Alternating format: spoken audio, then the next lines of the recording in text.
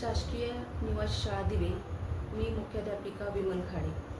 आमच्या शाळेतील इयत्ता 6वी वर्गात प्रवेश घेतलेला नवप्रवेशित विद्यार्थी शाळेमध्ये प्रवेश केल्यानंतर 2-3 दिवस सतत रडत होता. सर्वजण त्याची समजूत काढत होते.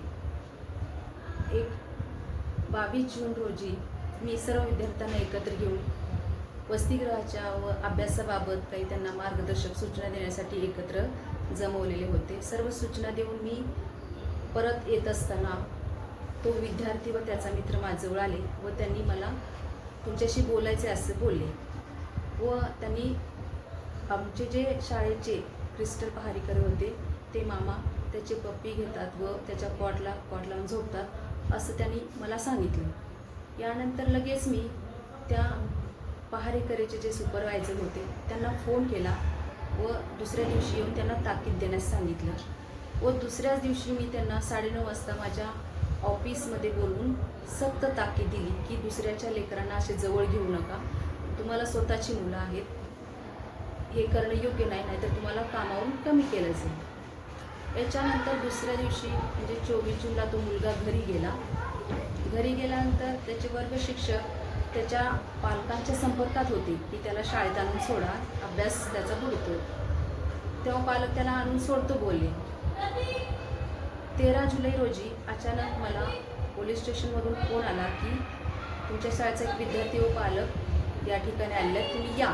मी त्या ठिकाणी गेल्यानंतर मला त्या ठिकाणी अशी बातमी समजली की तो जो 6वीतील जो विद्यार्थी होता त्या विद्यार्थ्याशी तो जो पहारेकरी आहे त्यांनी घाण चाळे केले आहेत आणि हे मला त्या ठिकाणी प्रथमच समजलं.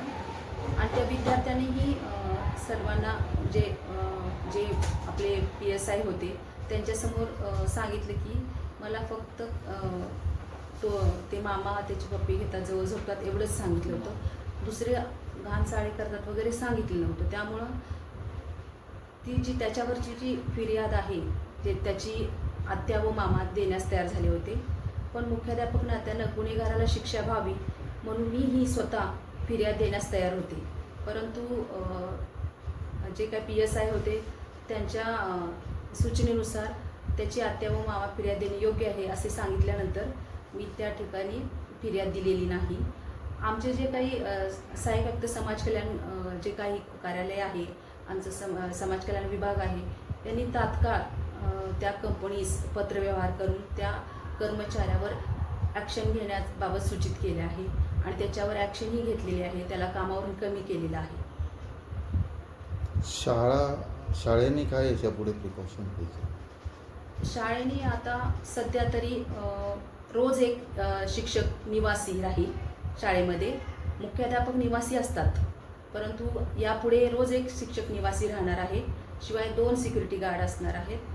विद्यार्थ्यांची या ठिकाणी सुरक्षेच्या दृष्टीने हा निर्णय घेण्यात आलेला आहे. घटना घडली तेव्हा किती सिक्युरिटी गार्ड होत्या? घटना जेव्हा घडली तेव्हा 2 सिक्युरिटी गार्ड होते. आणि पोलिसांनी काय त्याचा तपास केला शाळेत येऊन? पोलिसांनीही पंचनामा करण्यासाठी पोलीस आले होते, फॉरेन्सिक टीम आली होती. ते घटनास्थळी तो विद्यार्थी, त्याचे पालक व बाकीचे साक्षीदार वगैरे यांना घेऊन त्यांनी तो पंचनामा पूर्ण केलेला आहे.